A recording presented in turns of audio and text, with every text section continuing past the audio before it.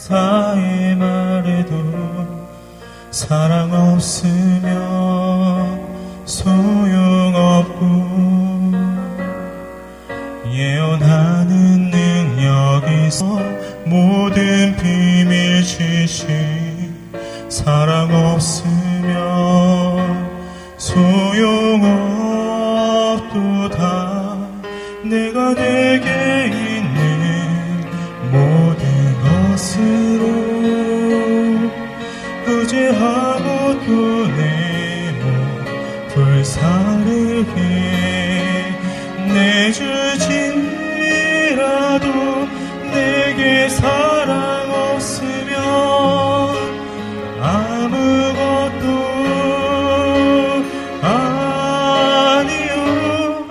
사랑은 오래 참고 사랑은 온유하며 사랑은 시기하지 않으며 무례해지 않고 유익을 끊지 않고 모든 것을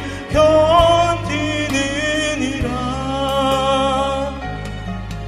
내가 사람의 방언과 천사의 말에도 사랑 없으면 소용없고 예언하는 능력 있어 모든 비밀 지식 사랑 없으면 소용없도다. 내가 내게 있는 모든 것으로 구제하고 또 내 몸 불사르게 내줄지라도 내게 사랑 없으면 아무것도 아니요. 사랑은 오래 참고 사랑은 온유하며 사랑은 시기하지 않으며 무례히 행치 않고 유익을 끊지 않고 모든 것을 견디느니라.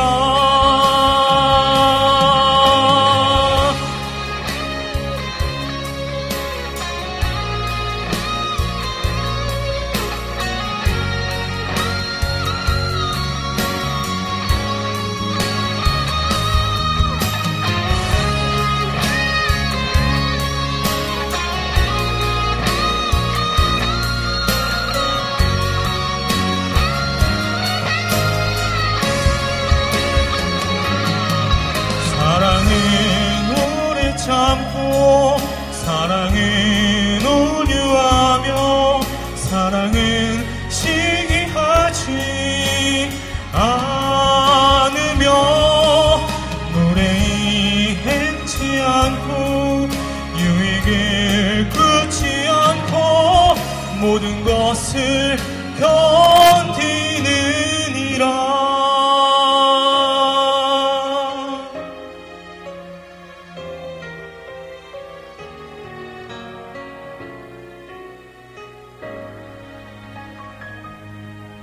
그런 즉 믿음 소망 사랑 이것은 영원토록 있을진데 그중 제일은 사랑이라 그중 제일은 사랑이라 그중 제일은 사랑이라.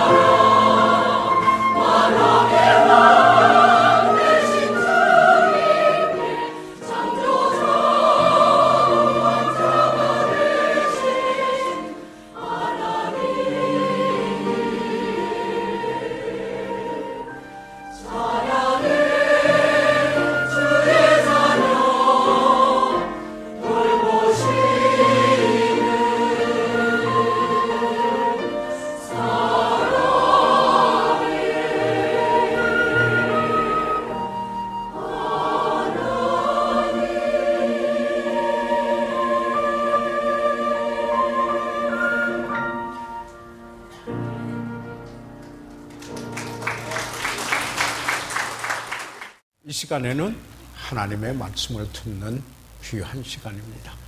우리 김덕진 목사님 작년 수양회였던가요?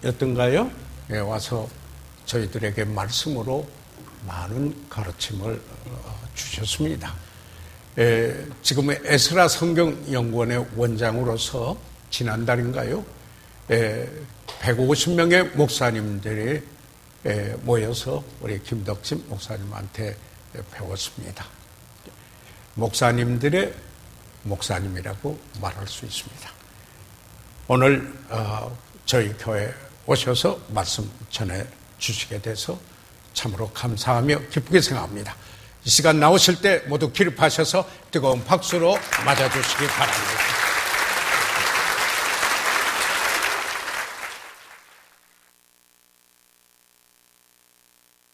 자리에 앉으시겠습니다.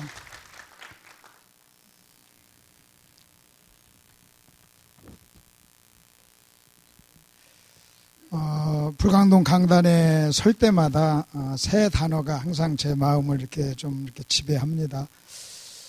하나는 참 설 때마다 감사합니다. 이 강단을 이렇게 맡긴다는 것은 최고의 신뢰고 최고의 대접인데 목사님께서 이렇게 설교할 수 있는 기회를 주셔서 참 감사드리고요.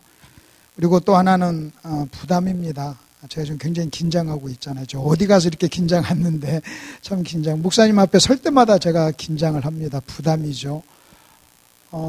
꼭 초등학교 학생이 그 선생님, 담임 선생님 앞에서 뭐 숙제 검사 받는 것 같은 그 여러분 아십니까? 그런 느낌을 아시면 여러분 중간중간에 아멘 잘 해주시길 바랍니다. 제가 숙제 잘 하게요. 그래서 참 마음에 부담이 있어요. 지난주에 우리 김현태 목사님 설교하는데 너무 자연스럽게 이렇게 잘하셔서 내가 불광동 강단에 어떻게 저렇게 내가 자연스럽게 할 수 있을까, 그런 생각해서 아마 저는 목사님이 계시는 한 아마 끝까지 저는 좀 그럴 것 같다는 생각이 들고요. 그 다음에 세 번째는 특권입니다. 좋은 청중 앞에 설교한다는 것은 설교자의 최고의 특권입니다. 그래서 여러분 감사, 그 다음에 부담, 그리고 특권, 요 세 단어가 어우러져서 지금 제 마음을 지배하고 있다는 것을 여러분 아시고요. 제가 교환을 여러분에게 이렇게 나눠드렸습니다. 교환을 나눠드리고 본문을 따진다면 히브리서에 있는 말씀이 본문이고 그 다음에 1번, 2번, 3번 세 가지 주제를 일단 크게 이렇게 나눴습니다. 먼저 큰 그림을 먼저 여러분에게 말씀을 드린다면 1번을 통해서는 제가 여러분에게 문제를 하나 제기를 할 겁니다.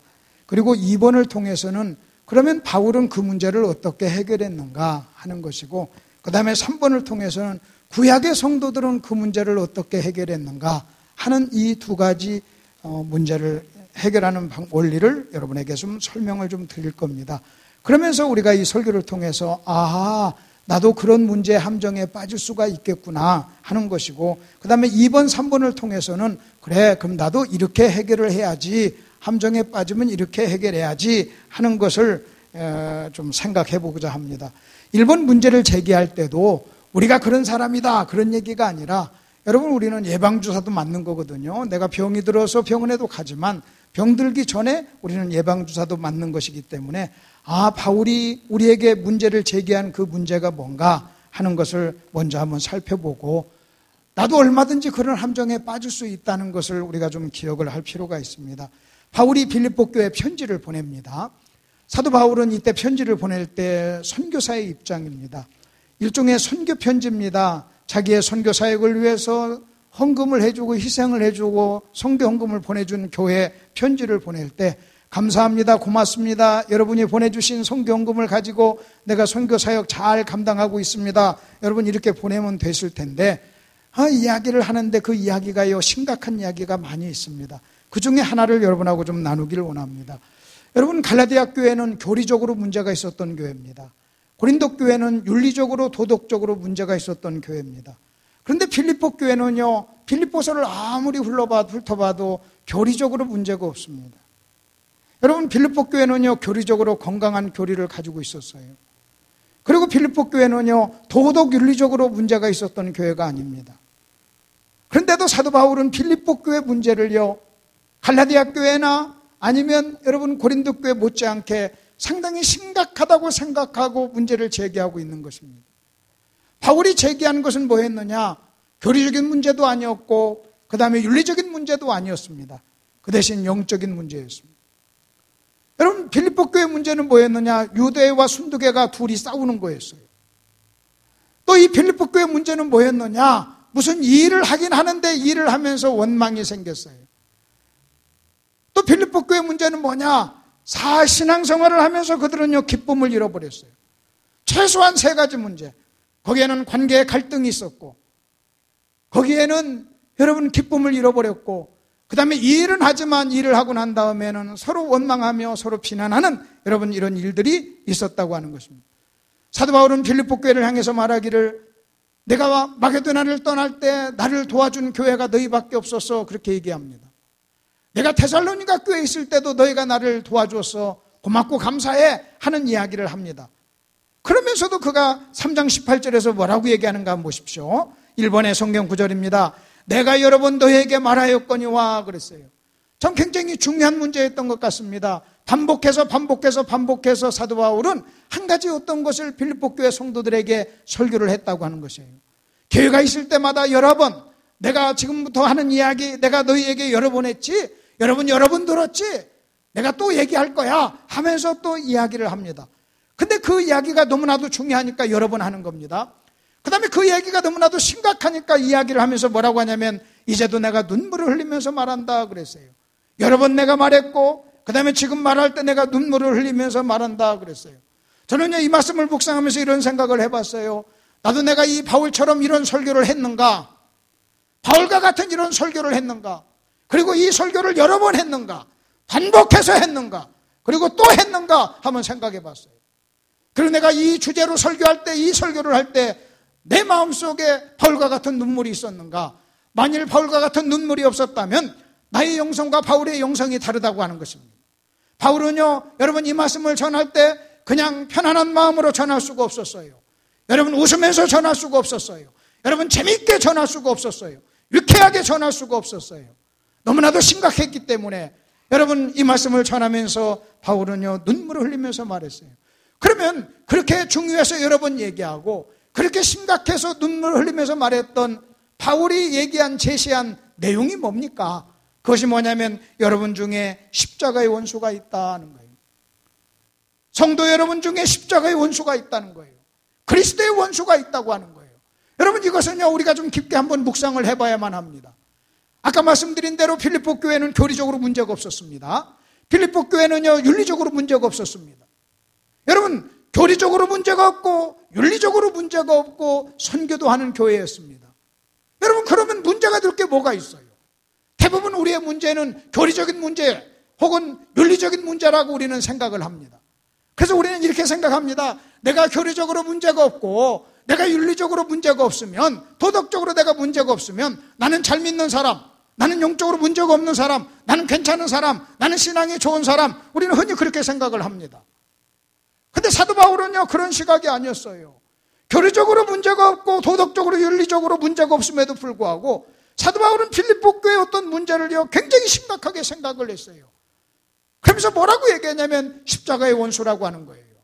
저는요, 처음 내가 이 말씀을 읽었을 때, 처음 이 말씀을 정리하고 깨달았을 때 제가 굉장히 충격을 받았어요. 저는 저 자신이 특별히 내가 교리적으로 문제가 있다고 생각 안 했어요. 성서 침례교회 목사잖아요. 교리적으로 특별히 문제가 있다고 생각을 하지 않았어요. 도덕 윤리적으로도 그렇게 큰 문제가 없습니다. 그냥 한 아내하고 지금 30년 잘 살고 있습니다. 문제가 없어요. 무슨 뭐 다른 어떤, 그런데 그래서 나는 뭐 영적으로 내가 무슨 문제가 있을까 했는데 이 말씀을 보니까요, 여러분, 보통 심각한 게 아니에요. 지금 빌립보 교회에 있는 문제가 나에게 있더라는 거예요. 여러분, 내가 십자가의 원수가 될 수 있다고 하는 거예요. 내가 십자가의 원수로 드러날 수도 있다고 하는 거예요. 그래서 사도 바울은 십자가의 원수를 뭐라고 하냐면 땅의 일을 생각하는 자라 그랬어요. 우리의 시민권은 하늘에 있는지라.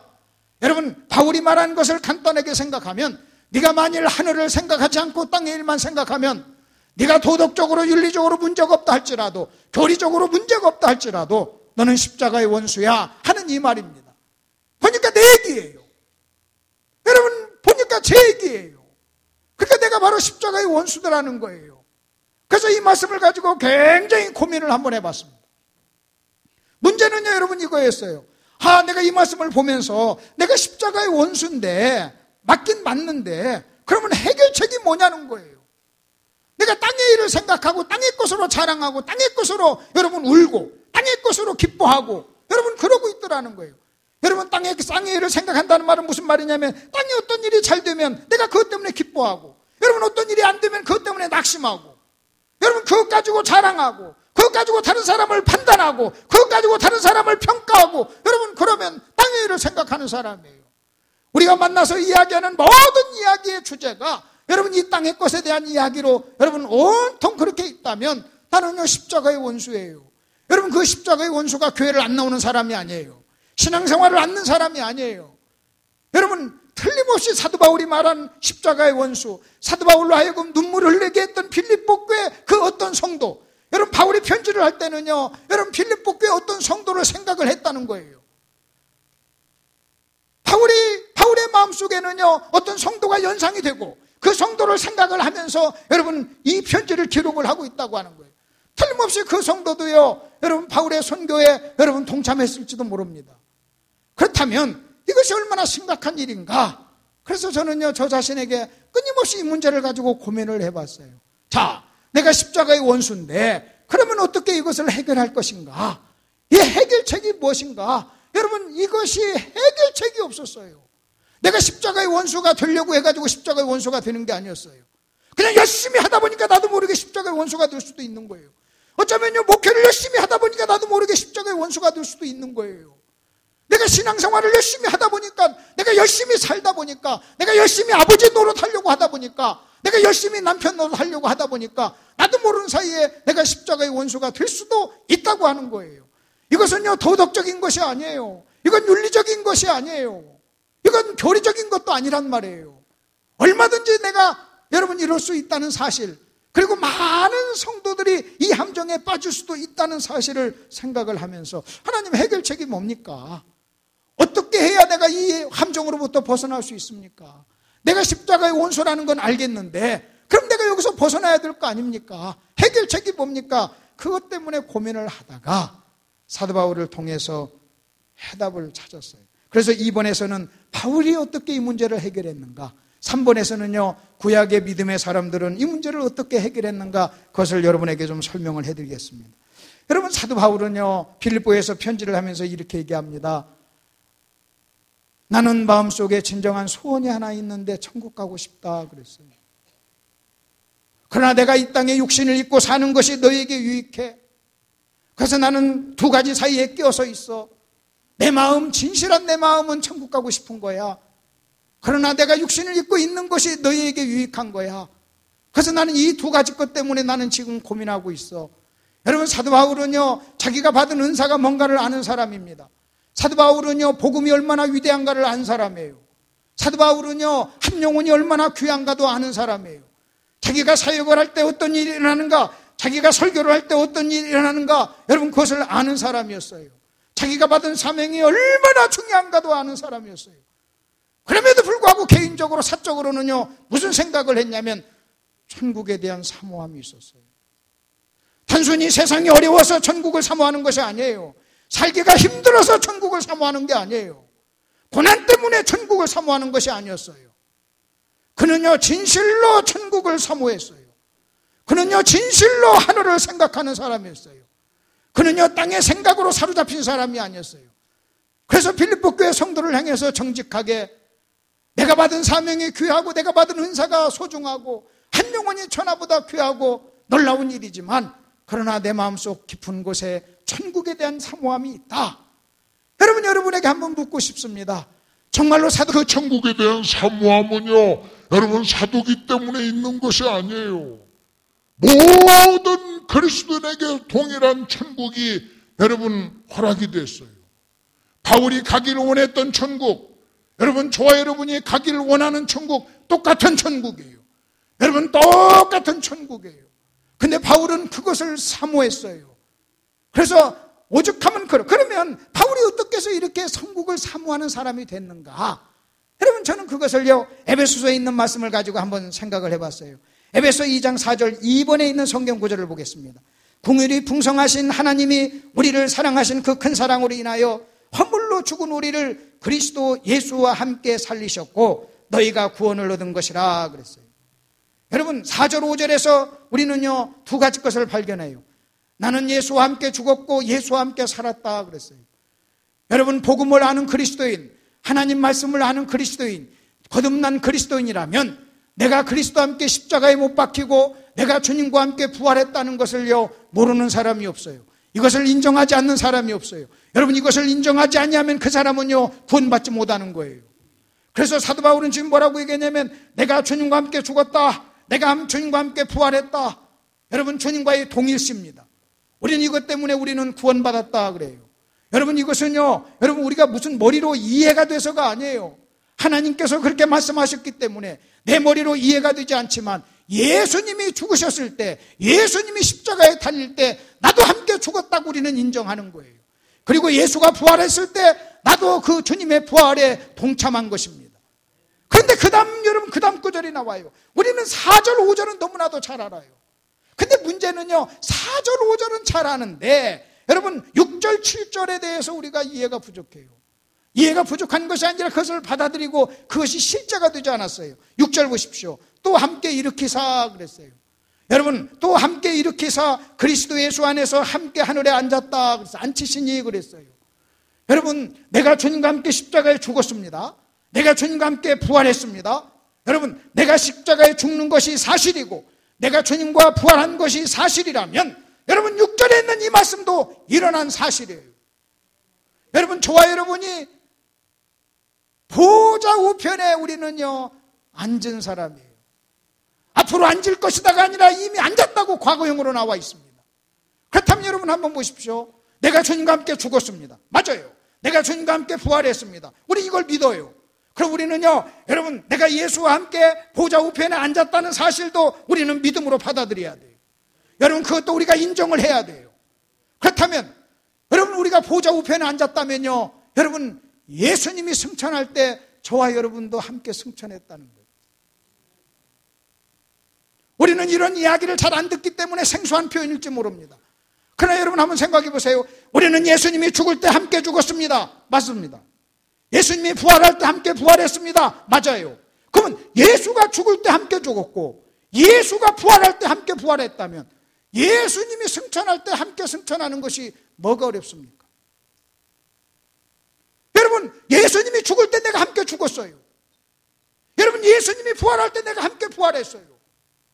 그렇다면 그렇다면 예수님이 승천할 때 나도 예수님과 동일시, 여러분 예수님과 하나가 되어서 연합이 되어서 나도 승천해서 여러분 예수님이 보좌 우편에 앉아 계실 때 나도 예수 안에서 앉았다는 거예요.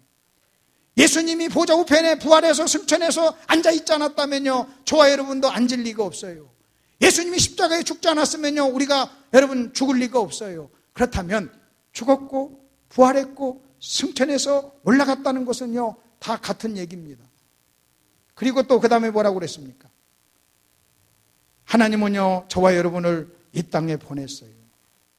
하나님의 자비를 드러내라고 이 땅에 보냈어요. 이는 그리스도 예수 안에서 우리에게 자비하심으로 그 은혜의 지극히 풍성함을 오는 여러 세대에 나타내려 함이라. 우리 주님은 제자들을 향해서 이렇게 말씀하셨습니다. 아버지가 나를 보낸 것처럼 내가 너희를 세상에 보낸다 그랬어요.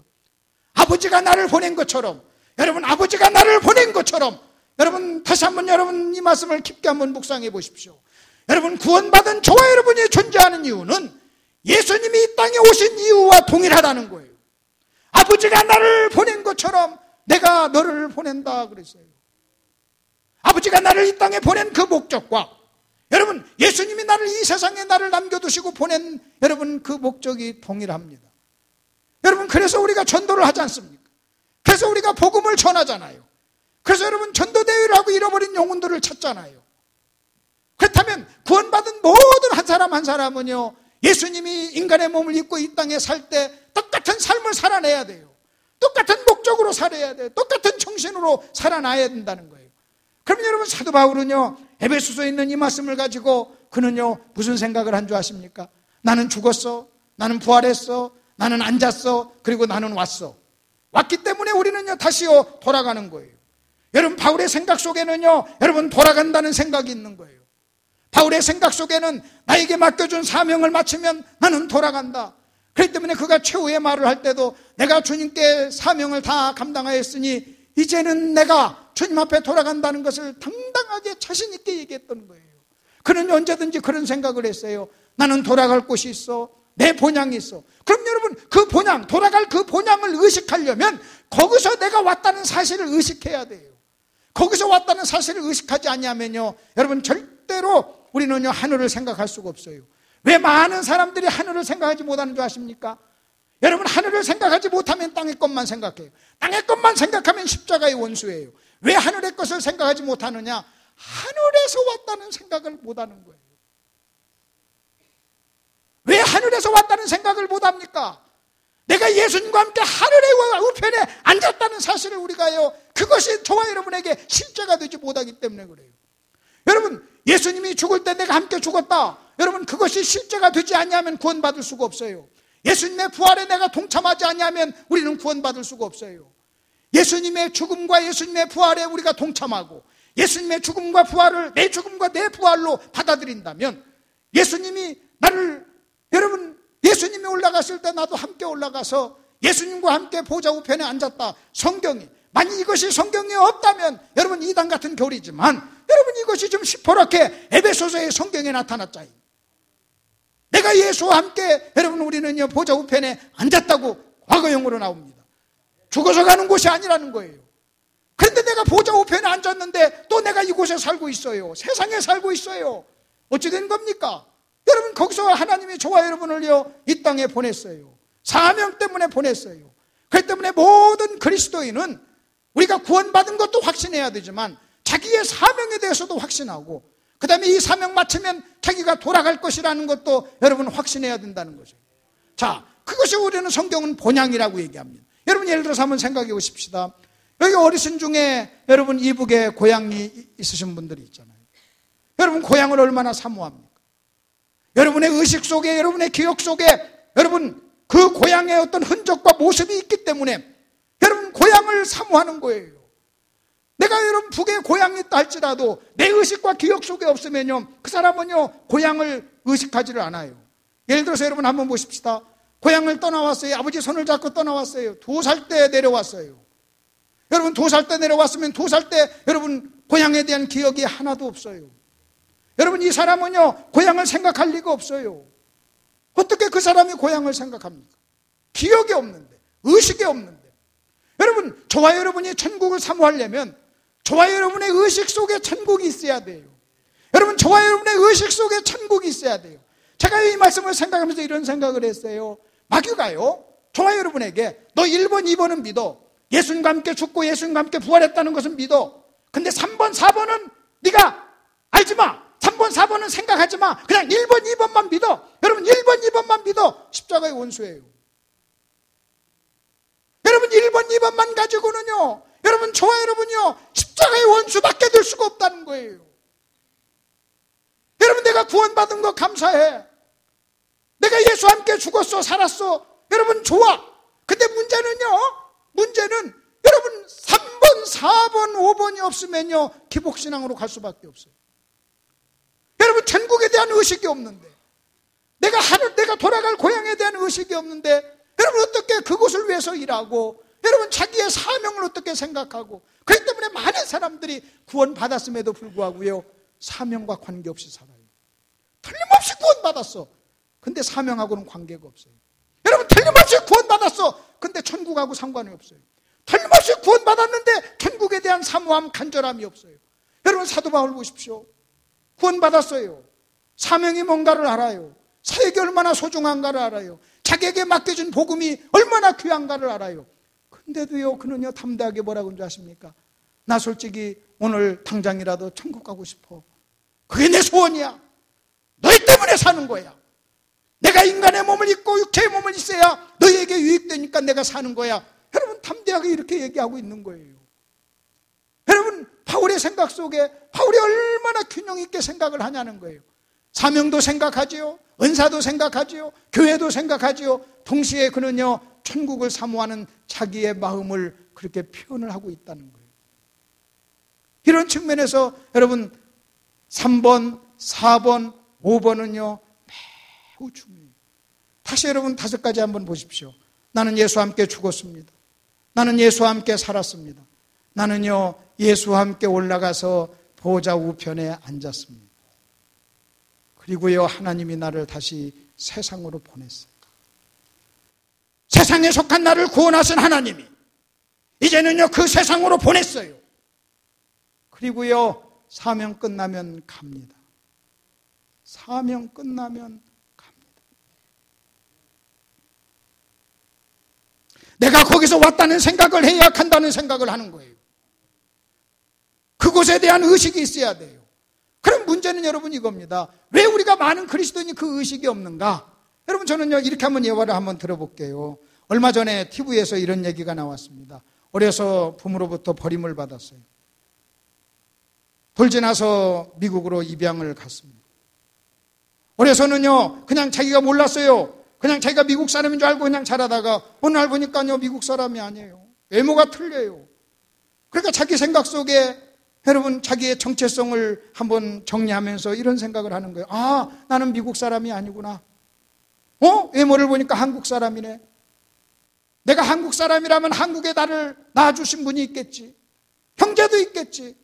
누가 나를 낳아줬을까? 왜 내가 미국에 왔을까? 여러분 궁금하신 거예요.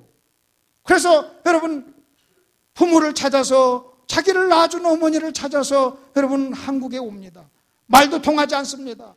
그런데 오기 위해서 사모하고 생각하고 소원하고 그래서 결국은요 오게 됐어요.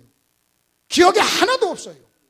근데도요 그는요 의식 속에 내가 미국 사람이 아니야, 내가 한국 사람이야 하는 이 의식이 여러분 있었을 때 그는요 한국을 오고 싶은 소원이 생기고 한국을 방문하고 싶은 생각이 든 거예요.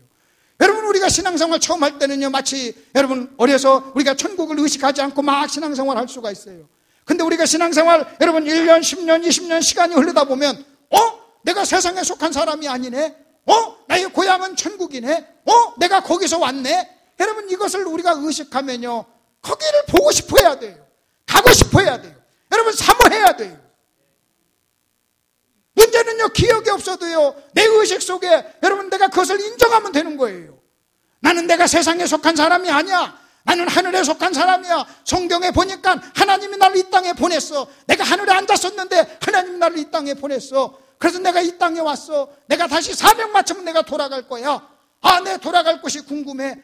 이제 얼마 안 남았는데. 여러분 얼마 안 남았는데 내가 실제적으로 얼마 안 남았는데 내가 이제 궁금해, 가고 싶어, 보고 싶어, 어떻게 됐을까, 어떨까?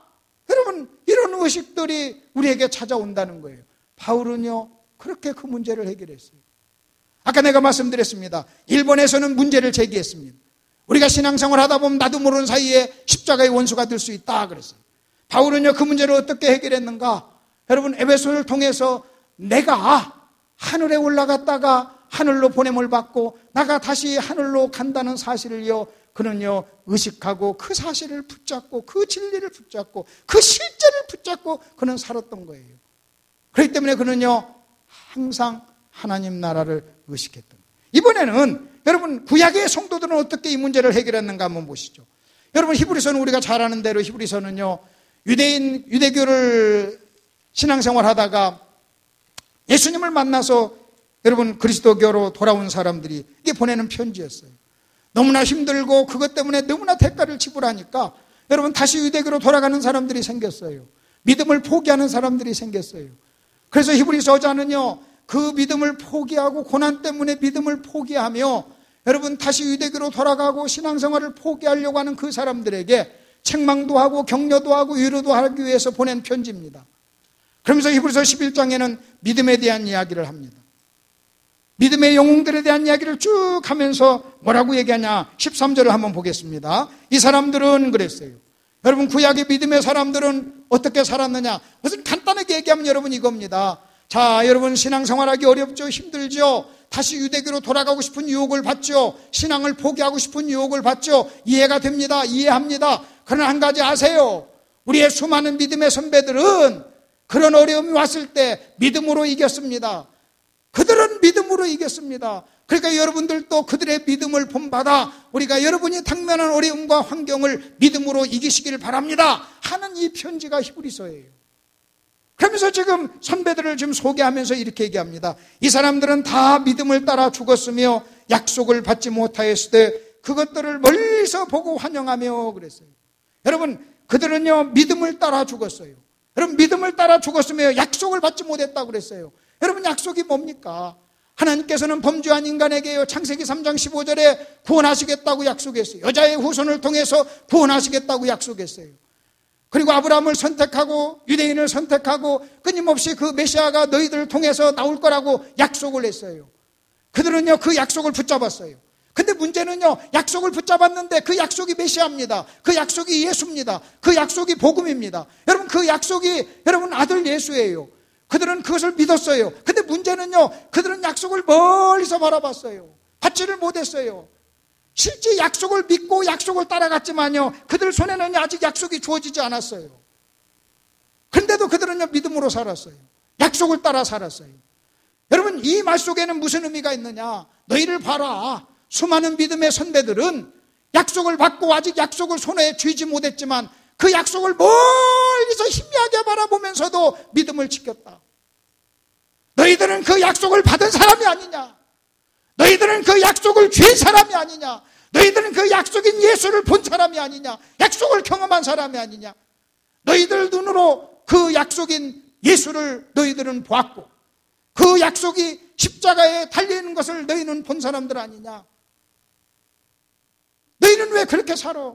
그렇게 살면 안 돼. 멀리서 약속을 본 그들도 믿음으로 살았는데 하나님을 경험하고 예수님을 경험하고 예수님을 만져본 너희들이 그렇게 흔들려서는 안 돼 하는 의미가 이 속에 있다고 하는 거예요. 그러면서 뭐라고 얘기합니까? 땅에서는 그들이 어떻게 살았다고 그랬어요? 자, 또 땅에서는 외국인과 나그네라 증거했다 그랬어요. 외국인과 나그네로 증거했어요. 자기 자신을 증거했어요. 자기 자신을 얘기했어요. 자기 자신의 정체성이에요. 나는 외국인입니다. 나는 나그네입니다. 여러분, 이렇게 살았다는 거예요. 여러분, 모든 외국인들의 공통적인 소원이 있는 줄 뭔지 아십니까? 아무리 돈 때문에 아무리 좋은 나라에 와서 살아도요, 모든 외국인이 가지고 있는 소원이 뭔 줄 아세요? 고국에 돌아가는 거예요. 내가 원하는 목표만 달성되면 나는 고국에 가고 싶어. 내 나라에 가고 싶어. 여러분, 이것이요, 모든 외국인들에게 나타나는 현상이에요. 여러분, 아무리 좋은 곳에 가도요, 여러분, 몇 주 지나면요, 집에 오고 싶어요. 집이 그리워요. 여러분, 집에 오고 싶어요. 수많은 믿음의 선배들은 어떻게 살았느냐? 나는 외국인이다. 나는 나그네다. 여러분, 이 의식 속에 살았다고 하는 거예요. 그러면서 뒤에 이렇게 나옵니다. 저희가 나온 바 본향을 생각하였다면 그랬어요. 저희가 나온 바 고향, 자기의 고향, 나온 곳, 자기의 나온 고향을 생각했다면 얼마든지 돌아갈 수 있었다는 거예요. 근데 나온 고향을 생각하지 않았다는 거예요. 여러분, 그것을 신약시대 우리에게 얘기한다면요, 여러분, 우리는요 땅의 것을 생각하면 안 된다는 거예요. 여러분, 구약의 성도들이 나온 고향, 자기의 나온 고향을 생각하지 않고 더 나은 본향을 생각하듯이, 여러분, 저와 여러분은요 땅을 생각하지 않고 더 나은 하늘을 의식하며 살아야 된다는 거예요. 땅을 생각하면서 살면요, 여러분, 저와 여러분은요 실패할 수밖에 없다는 거예요. 결국은 뭡니까? 여러분, 사도 바울이 일본에서 문제를 제기합니다. 십자가의 원수가 있다는 거예요. 땅의 일을 생각하는 사람이 십자가의 원수라는 거예요. 바울은요, 여러분, 이번 바울은 어떻게 그 문제를 해결했어요? 바울은요 실제적인 영적인 지식을 가지고 있었어요. 자기 정체성에 대한 분명한 지식이 있었어요. 나는 죽었다, 부활했다, 승천했다, 올라갔다, 내려왔다, 그리고 다시 나는 올라갈 것이다. 여러분, 이거에 대한, 이것이요, 여러분, 이론이 아니에요. 이것이 추상적인 것이 아니에요. 내가 오늘 여기서 설교 마치면 여러분, 내가 내 집에 가듯이, 여러분, 이거 실제적인 거예요. 여러분, 이건 실제예요. 여러분이 오늘 예배 마치면 여러분의 집에 가듯이, 여러분, 바울에게 있어서 여러분, 천국은요 실제적인 거였어요. 나 집에 가고 싶다는 거예요. 여러분, 나 집에 가고 싶다. 그렇듯이 실제적인 거예요. 구약의 이스라엘, 여러분, 구약의 이스라엘 백성들은요 그 문제를 어떻게 해결했어요? 믿음으로 해결했어요. 근데 이제 문제는요, 우리가 생각하는 믿음과 여러분 성경이 생각하는 믿음이 단어만 같이, 여러분, 그 본질적인 의미가요 다른 경우가 많이 있어요. 자, 그 예를 들어서 하나만 제가 설명을 좀 해드릴게요. 히브리서 11장을 잠깐 한번 펴보십시오. 히브리서 11장을 한번 보세요. 히브리서 11장, 지금 히브리서 11장에 믿음의 사람들에 대한 믿음을 쭉 얘기합니다. 에녹에 대한 믿음, 그리고 아브라함의 믿음, 모세의 믿음, 에녹의 믿음, 아벨의 믿음 쭉쭉 얘기를 합니다. 그 중에 22절에 보니까요 요셉의 믿음을 얘기합니다. 믿음으로 요셉은 그래요. 여러분, 믿음으로 요셉은 그럽니다.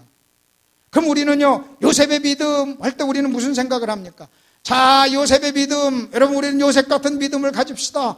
요셉은 국무총리가 됐습니다. 고난을 인내하며 국무총리가 되었습니다. 훈련받아 그는 믿음으로 놀라운 일을 했습니다. 여러분, 우리는요 이런 일을 이렇게 이야기하기 좋아해요.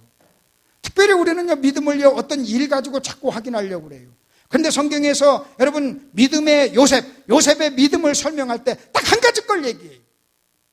여러분, 요셉의 믿음을 얘기할 때 그가 국무총리가 됐다, 그가 이스라엘 백성을 구원했다, 그가 대단한 대단한 일을 했다, 용서했다, 했다, 그런 얘기를 하는 것이 아니라 한 가지 걸 얘기합니다. 믿음으로 요셉은 임종시에 이스라엘 자손들이 떠날 것을 말하고 자기 뼈를 위하여 명하였다 그랬어요. 그러니까 문제는 뭐냐면요, 요셉의 믿음을 얘기하면서 그가 하는 말을 가지고 얘기해요. 죽을 때 한 말, 여러분, 죽을 때 한 그 말이 요셉의 믿음이라는 거예요.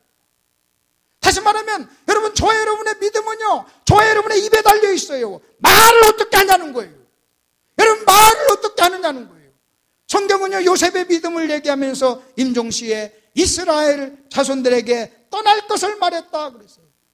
여기서 뭘 떠날 것을 말하는 겁니까? 그가 임종시에 한 말이 무슨 말이에요? 여러분, 창세기 50장을 잠깐 한번 보시죠. 창세기 50장을 한번 보시죠. 창세기 50장에 보면 요셉이 110살에 죽으면서 한 말이 있어요.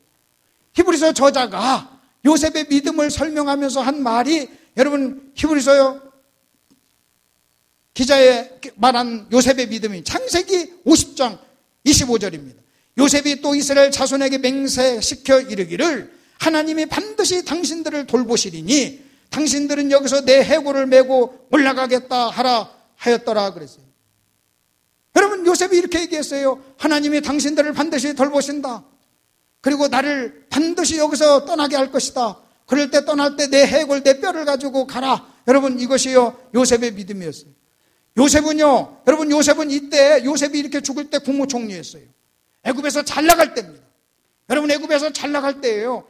여러분, 요셉이 이스라엘 백성들에게 여러분 이렇게 말하지 않았어요? 여기서 건강하고 잘 살아. 여기서 잘 살아. 잘 먹고 잘 살아. 여러분, 이렇게 말하지 않았어요.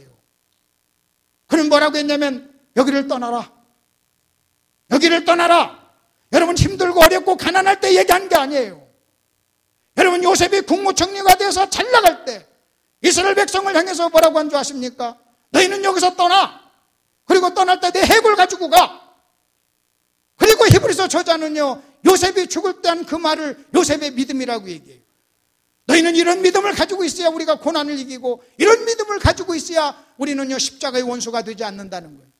그러면 도대체 이 요셉의 이 말이 왜 이게 무슨 믿음입니까? 요셉의 믿음은 들음에서 난다고 그랬잖아요. 그럼 요셉은 이 말을, 이 믿음을 어떻게 갖게 됐어요? 여러분 48장을 한번 보십시오. 창세기 47장을 한번 보세요. 창세기 47장에 보면 27절입니다. 이스라엘 족속이 애굽 고센 땅에 거주하며 거기서 생업을 얻어 생육하고 번성하였더라. 야곱이 애굽 땅에 17년을 거주하였으니 그의 나이 147세라. 죽을 날이 가까웠어요. 죽을 날이 가까웠을 때 그 아들 요셉을 불렀습니다. 29절입니다. 이스라엘이 죽을 날이 가까움에 그의 아들 요셉을 불러 그에게 이르되 이제 내가 네게 은혜를 입었거든 청하노니 네 손을 내 허벅지 아래 놓고 인애와 성실함으로 내게 행하여 애굽에 나를 장사하지 아니하도록 하라 그랬어요. 애굽에 나를 장사하지 아니하도록 해라. 가나안 땅에서 나를 장사하라 그래요. 여러분 30절에 내가 조상들과 함께 눕거든 너는 나를 애굽에서 메어다가 조상들의 묘지에 장사하라 그랬어요. 이르되 요셉이 내가 아버지 말씀대로 하겠습니다. 나중에 여러분 야곱이 죽었을 때 요셉은요 애굽 왕에게 휴가를 얻어가지고 결국은 장례식을 치르는 것을 보게 됩니다. 그리고 48장으로 넘어오십시오. 창세기 48장. 이 일 후에 어떤 사람이 요셉에게 말하되 네 아버지가 병들었다. 네 아버지가 이제 곧 죽게 됐다. 그렇게 얘기하니까 요셉이 야곱에게 갔습니다. 2절입니다. 어떤 사람이 야곱에게 말하되 네 아들 요셉이 네게 왔다 하매 이스라엘이 힘을 내어 침상에 앉아 요셉에게 이르되 이전에 가나안 땅 루스에서 전능하신 하나님이 내게 나타나 복을 주시며 내게 이르시되 내가 너로 생육하고 번성하게 하고 네게서 많은 백성이 나게 하며 내가 이 땅을 네 후손에게 주어 영원한 소유가 되게 하리라 하셨느니라 그랬어요. 여러분 결국 지금 야곱은 죽으면서 뭐라고 지금 얘기하는 줄 아십니까? 하나님이 가나안 땅을 우리에게 주셨어. 우리는 가나안 땅에 가서 살아야 돼. 우리가 이 땅에 살면 안 돼. 내가 죽으면 나를 가나안 땅에 묻어. 그리고 이 백성은 애굽에서 살 사람들이 아니야. 가나안 땅에서 살 사람이야. 여러분 요셉은요 야곱으로부터 유언 같은 이 메시지를 들은 거예요. 말씀을 들은 거예요. 이때 요셉의 나이가 52살이었어요. 여러분 52살 때 들었던 이 아버지의 유언, 그것을요 그는요 60년 동안 잊지 않았어요. 그리고 110살 때 자기가 죽을 때 뭐라고 얘기한 줄 아십니까? 내 뼈를 가나안 땅에 묻어라 그랬어요. 너희는 틀림없이 여기서 나갈 거야 그랬어요. 그리고 나서요 여러분 출애굽기 13장을 한번 펴보십시오. 출애굽기 13장을 한번 보십시오. 출애굽기 13장. 이스라엘 백성 애굽에서 나옵니다. 여러분 요셉의 유언이 있고 난 다음에 300년이라고 하는 이상의 시간이 흘렀어요. 300년도 훨씬 더 긴 시간이 흘렀습니다. 긴 시간이 흘렀을 때 어떤 일이 일어납니까? 여러분 19절에 있는 말씀 보십시오. 모세가 요셉의 유고를 가졌으니 이는 요셉이 이스라엘 자손으로 단단히 맹세하게 하여 이르기를 하나님이 반드시 너희를 찾아오시리니 너희는 내 유고를 여기서 가지고 나가라 하였음이더라 그랬어요. 300년, 350년이 흘렀는데도요 그들은요 요셉의 유언을 기억했어요. 여러분 요셉은 야곱의 유언을 기억했어요. 이스라엘 백성들은요 여러분 요셉의 유언을 기억했어요. 50년이 지난 시간에도요 여러분 요셉은요 아버지가 한 말을 기억했어요. 하나님이 내게 나타나 이 땅을 우리 자손에게 줬어. 우리가 살 곳은 이 땅이 아니야. 이 땅이 기름지지만, 이 땅에서 네가 국무총리를 하고 있지만, 네가 이 땅에서 잘 먹고 잘 살고 있지만 우리가 이 땅에 살 사람들이 아니야. 우리는 이 땅에 속한 사람이 아니야. 우리는 가나안 땅에 속한 사람이야.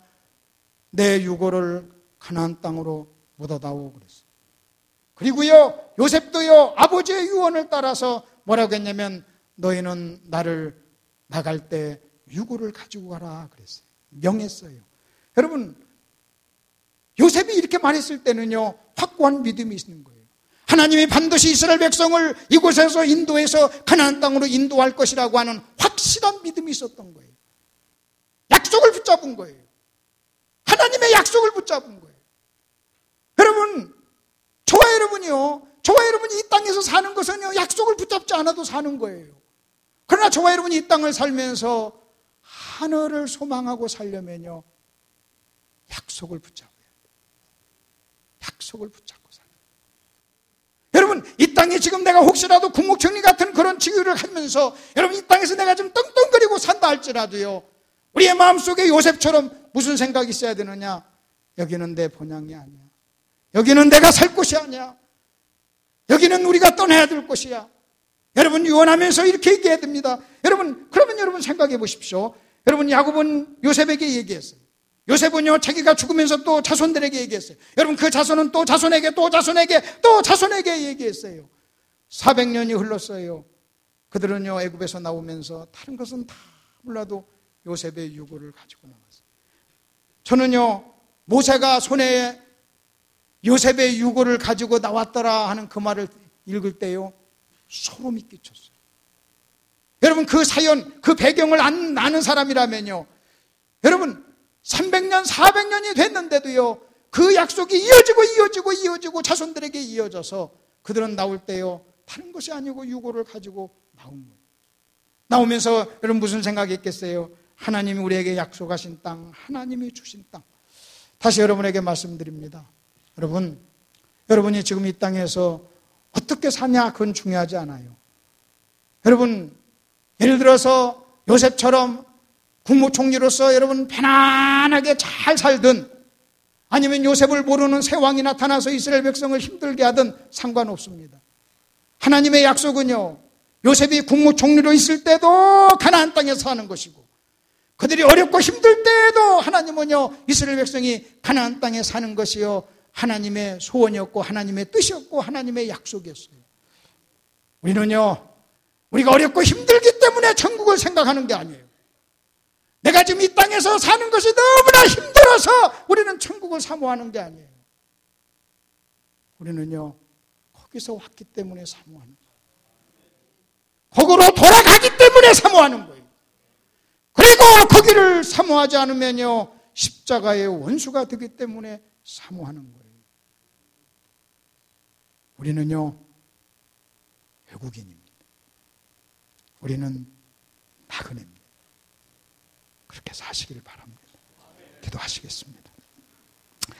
하나님 아버지, 은혜를 감사합니다. 야곱은 죽으며 요셉에게 유언을 했습니다. 하나님이 나에게 나타나 가나안 땅을 주시기로 약속하셨다. 아버지로부터 들은 그 유언은 요셉의 가슴에 칼처럼 박혔습니다.